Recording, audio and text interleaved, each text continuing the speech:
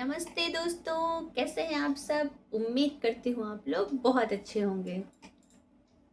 क्या आपने कभी सोचा है कि दो लोग एक ही वक्त पे पैदा होते हैं, एक ही साथ स्कूल में पढ़ते हैं, लेकिन ठीक 10 साल बाद एक व्यक्ति कहीं और होता है, एक व्यक्ति सफलता के शिखर पर होता है। आखिर क्यों?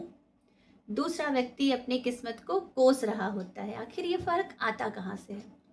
आइए आज मैं सुनाऊंगी एक ऐसी कहानी इसी फर्क के बारे में कि आखिर ये फर्क आता क्यों है। लेकिन कहानी शुरू करने के पहले चाणक्य नीति का ये प्रसिद्ध श्लोक सुनिए जो हमारे जीवन की नींव है। उद्यमेन ही सिद्धयन्ति कार्याणि न मनोरथ न ही सुप्तस्य सिंहस्य प्रविशन्ति मुखे मृगा। इसका अर्थ बहुत गहरा है। एक शक्तिशाली शेर को भी अपना पेट भरने के लिए शिकार करना पड़ता है। हिरण खुद चलकर उसके मुंह में नहीं आता है। तो हम इंसान सिर्फ सोच सोच के सफल कैसे हो सकते हैं? चलिए शुरू करते हैं आज की ये कहानी, दो रास्तों का एक सफर।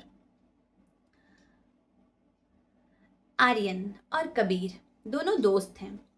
आर्यन कहता है, कबीर तू क्यों दिन भर पसीने में लथपथ रहता है? देख, पंडित जी ने कहा है कि मेरी कुंडली में राजयोग है, वक्त आएगा तो छप्पर फाड़ कर मिलेगा। कबीर कहता है, भाई छप्पर फटने का इंतजार करने से अच्छा है कि मैं छत मजबूत कर दूं, ताकि जब बारिश हो तो मैं सुरक्षित रह सकूं। कर्म के बिना राजयोग भी मिट्टी है। वाह वाह, क्या बात है। कहानी तब मोड़ लेती है, गांव में एक बड़ी प्रतियोगिता की घोषणा हुई। राजा ने ऐलान किया कि जो भी अगले 6 महीनों में सबसे उपजाऊ बगीचा तैयार करेगा उसे राज दरबार में मंत्री का पद और स्वर्ण मुद्राएं मिलेंगी। आर्यन ने सबसे महंगे बीज खरीदे, बेहतरीन खाद ली, लेकिन उसका ध्यान काम से ज्यादा परिणाम पर था। वो रोज मंदिर जाता और प्रार्थना करता, हे भगवान बस मेरा बगीचा सबसे अच्छा बना देना। वो धूप होने पर काम छोड़ देता और जब ठंडी छांव आती तो वो आराम से छांव में सो जाता। वो सोचता, अगर किस्मत में होगा तो बीज अपने आप बढ़ेंगे, नहीं होगा तो नहीं बढ़ेंगे। कबीर का तरीका क्या था? कबीर के पास महंगे बीज नहीं थे, सस्ते बीज थे। उसने जंगली बीजों को चुना और उसने मिट्टी पर मेहनत की। वो सुबह 4 बजे भी उठता, पत्थरों को हटाता और अपने हाथों से क्यारियां बनाता।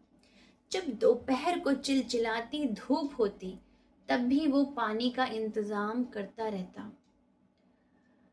उसके हाथ छिल गए थे, पैर थक चुके थे, लेकिन उसकी कुल्हाड़ी नहीं रुकी। 6 महीने बीत गए। जब राजा निरीक्षण के लिए आते हैं तो उन्होंने देखा कि आर्यन के बगीचे में पौधे तो थे, लेकिन वे मुरझाए हुए थे और अव्यवस्थित थे, क्योंकि उसने सिर्फ बाहरी दिखावे पर ध्यान दिया था और नियमित देखभाल, कंसिस्टेंसी नहीं की थी। जब राजा कबीर के बगीचे में पहुंचे तो वे दंग रह गए।